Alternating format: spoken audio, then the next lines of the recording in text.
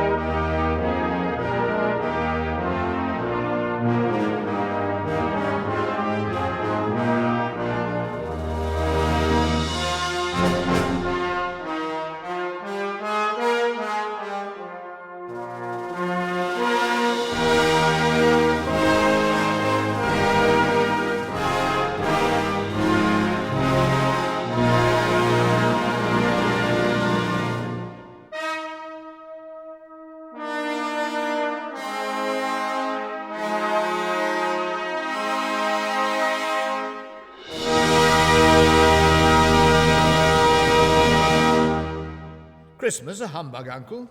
You don't mean that, I'm sure. I do. Merry Christmas. What reason have you to be merry? You're poor enough. Come then, what reason have you to be dismal? You're rich enough. Bah! Humbug! Don't be cross, Uncle. What else can I be when I live in such a world of fools as this? If I could work my will, Every idiot who goes about with Merry Christmas on his lips should be boiled in his own pudding and buried with a sprig of holly through his heart.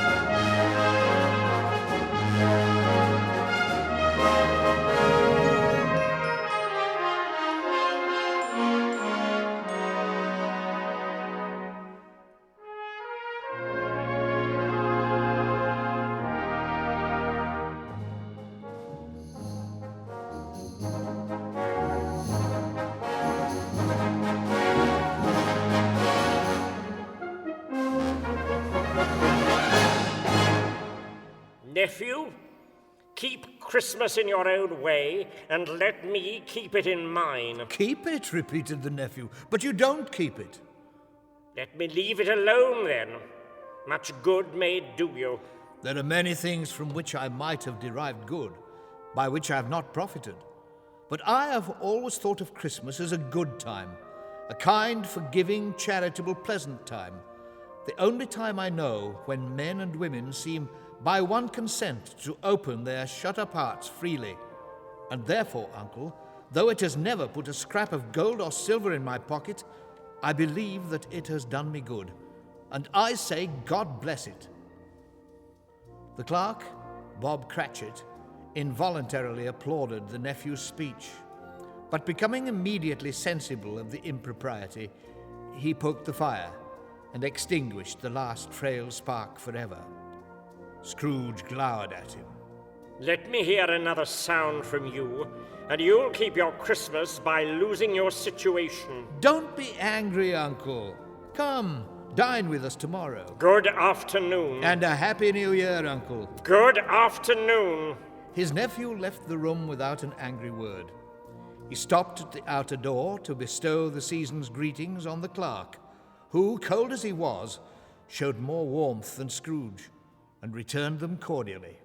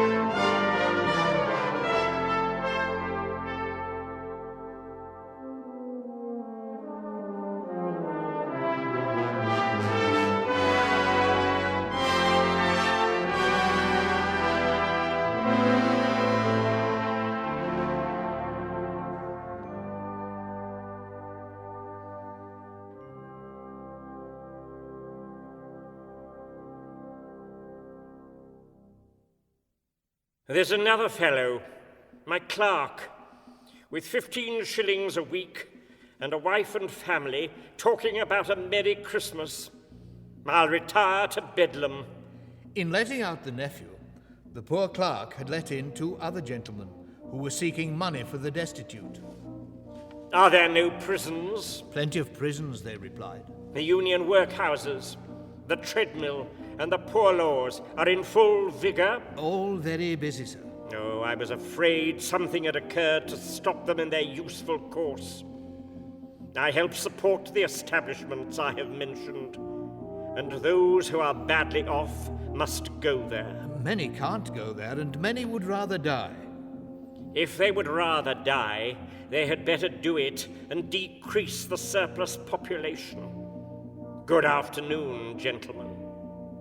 They left empty-handed. At length, the hour of shutting up the counting-house arrived, and with ill will, Scrooge addressed his clerk. You'll want all day tomorrow, I suppose? If quite convenient, sir. It's not convenient, and it's not fair.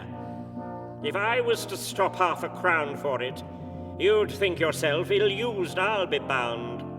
Be here all the earlier next morning. Bob promised to be early, and Scrooge walked out.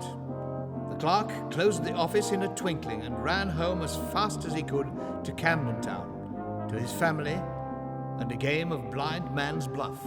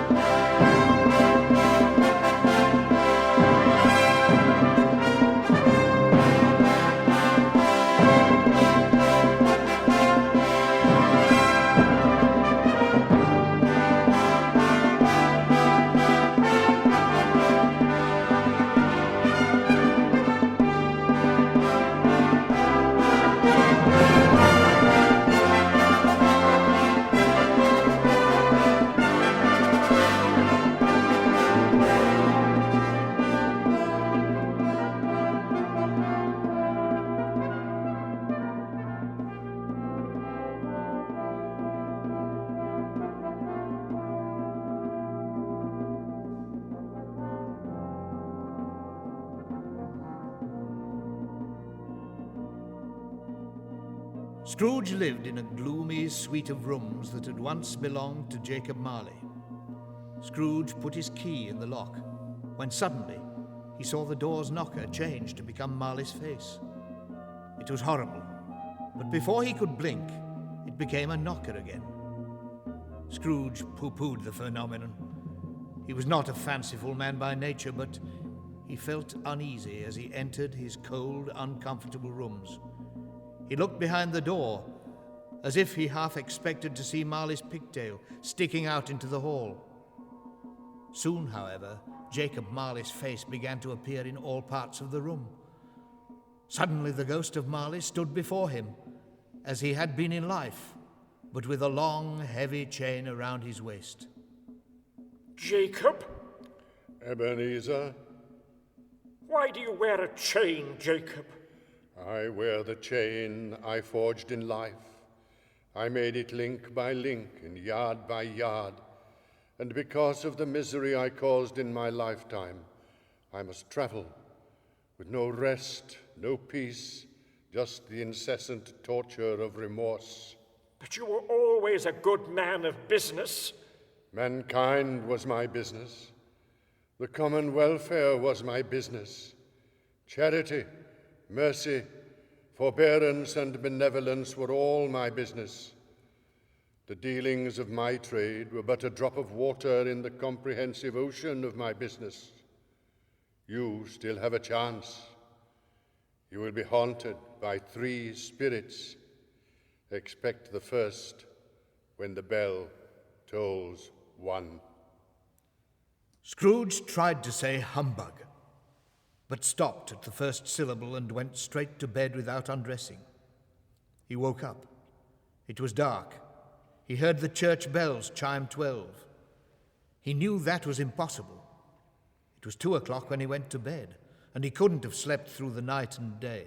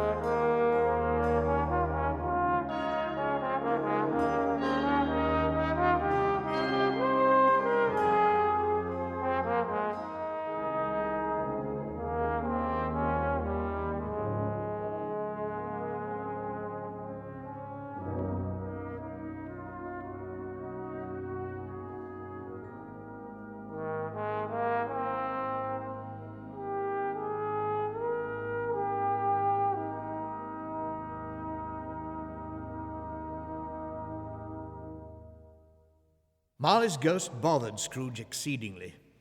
He tried, unsuccessfully, to imagine it was a dream. Then he heard the bells chime 3 quarters more, and remembered that the ghost had warned him of a visitation when the bell tolled 1. After what seemed an age, the bells began again, 4 quarters, and the hour itself, and nothing else. He spoke before the hour bell sounded, but now it did. Lights flashed up in the room upon the instant. The curtains of his bed were drawn aside, and Scrooge sat up to find himself face to face with the unearthly visitor who had drawn them. Are you the spirit, sir, whose coming was foretold to me? I am the ghost of Christmas past, your past. Rise and walk with me. They passed through the wall to stand upon an open country road, with fields on either hand. The city had entirely vanished, as had the darkness and mist, for it was a clear and cold winter's day, with snow upon the ground. Good heavens! I was bred in this place. I was a boy here. You recollect the way? Remember it? I could walk it blindfold. Strange to have forgotten it for so many years. Let us go on. Scrooge rejoiced as he observed scenes of his own childhood, but soon he sobbed at the sight of a solitary child, neglected by his friends, and left alone in the school at Christmas. Let's see another Christmas. Scrooge's former self grew larger at the words. The room became darker and dirtier. He could see that all the other boys had left for the holidays. Suddenly, a little girl, much younger than the boy, came darting in, flung her arms around him, kissed him, and addressed him as dear, dear brother. It was Scrooge's sister, Fran. She told him that their father was so much kinder now, that home was like heaven, and that he must accompany her. All was a delicate creature, whom breath might have withered, but she had a large heart. So she had. You're right. She died a woman, and had, as I think, children. One child. True, your nephew?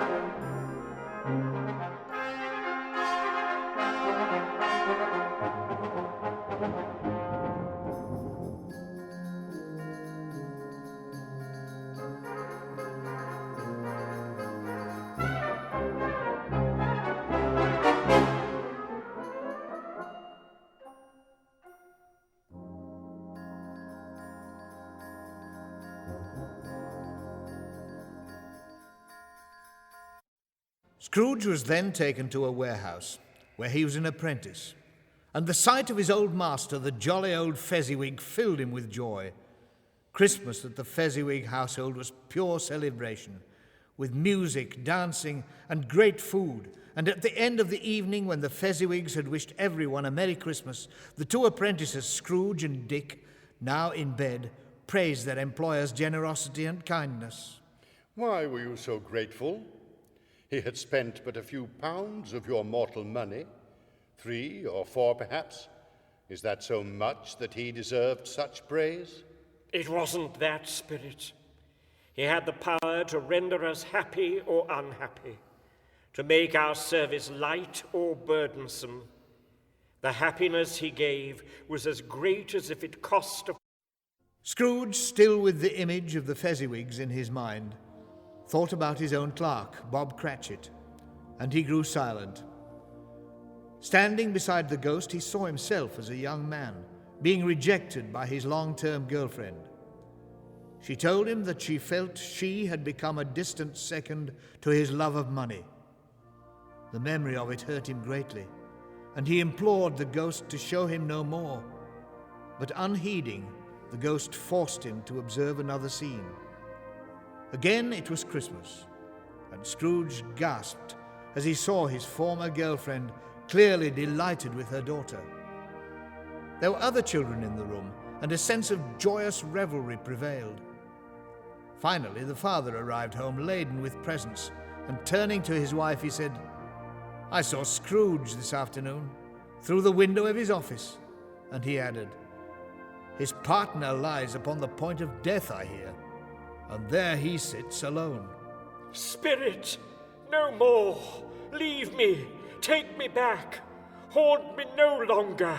Scrooge, conscious of being exhausted and of being back in his own bedroom, barely had time to reel into bed before...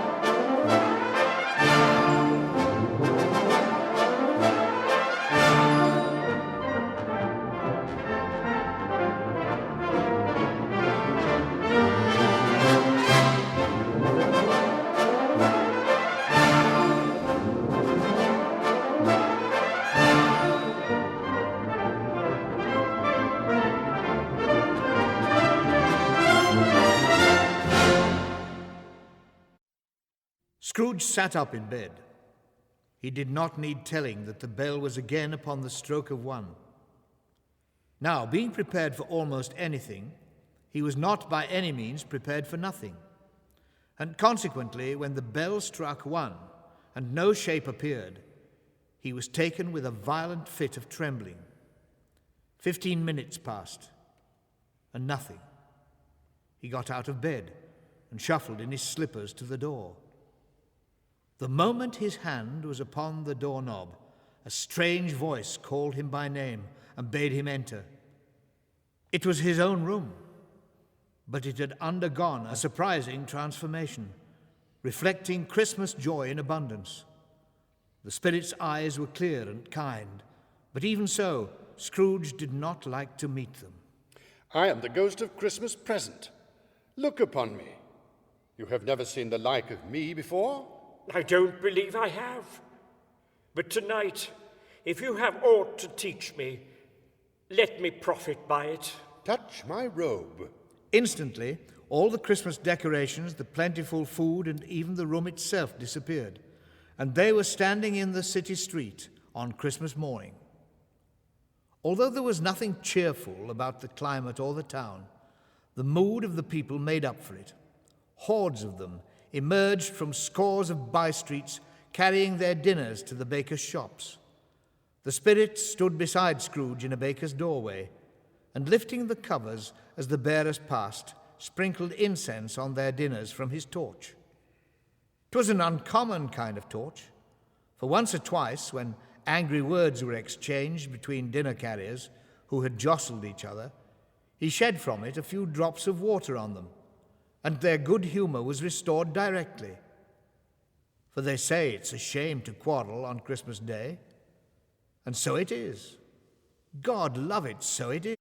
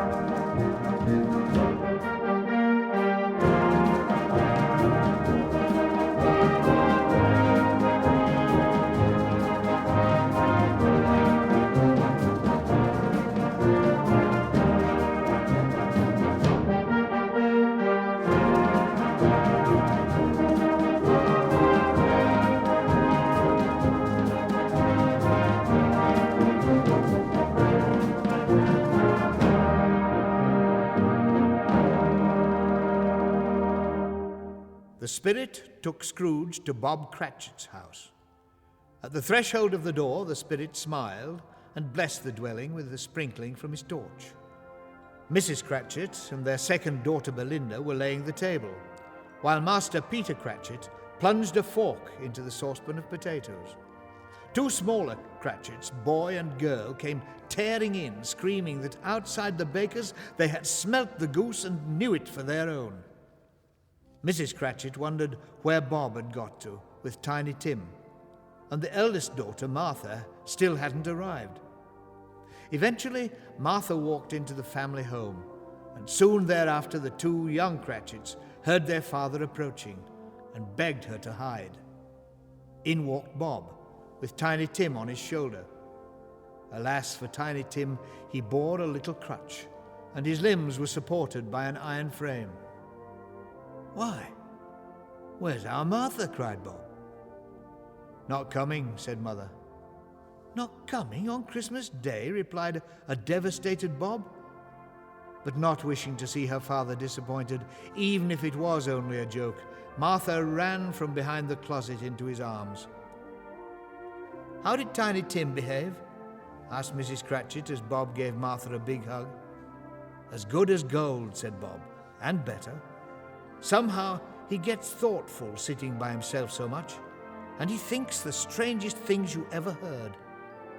Coming home, he told me that he hoped people saw him in church, because he was a cripple, and it might be pleasant for them to remember on Christmas Day." All the Cratchits enjoyed their dinner before gathering round the hearth, as Bob poured out the drinks while the chestnuts spluttered on the fire. Bob raised his glass. "A Merry Christmas, my dears. God bless us all," which all the family re-echoed.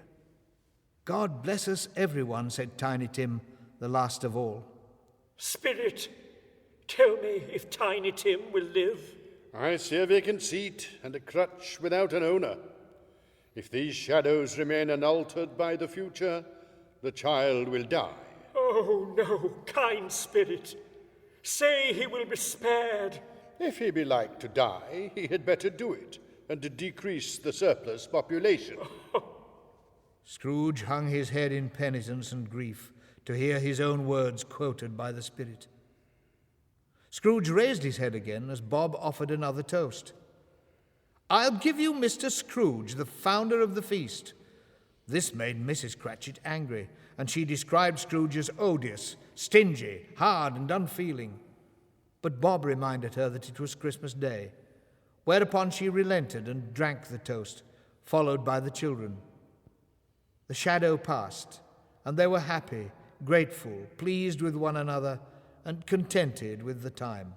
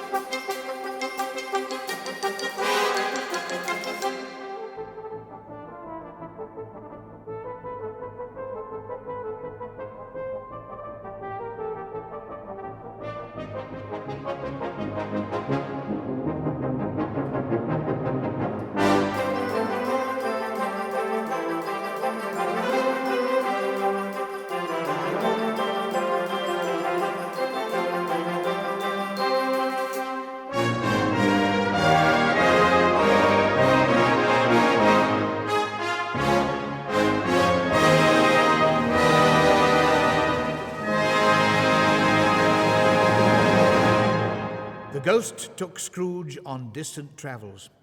He saw people who suffered great hardship, celebrating Christmas as best they could. They saw the nephew making his wife and friends laugh as he described his meeting with Scrooge. "He said Christmas was a humbug," chuckled the nephew. The guests had no patience with Scrooge, but the nephew added, "Oh, I have. I'm sorry for him. I couldn't be angry with him if I tried. Who suffers by his ill whims? Himself always. After tea they enjoyed music and played games. Scrooge played too, quite forgetting that his voice made no sound in their ears. He begged to be allowed to stay until the guests departed, but this was not possible, and whilst the ghost was pleased to find him in this mood, they continued their travels. They visited many homes, but always with a happy end. They visited a hospital, almshouse, and jail, and the spirit left his blessing with everyone. It was a long night. The ghost grew clearly older, and as the bells chimed 11:15, it spoke once more to Scrooge. My life upon the globe will end at midnight. A boy and a girl appeared from beneath the spirit's robe. They were wretched, abject, frightful, hideous, and miserable. Where graceful youth should have touched them with its freshest tints, they looked stale, shriveled, and old. Spirit, are these your children? They are man's. This boy is ignorance. This girl is want.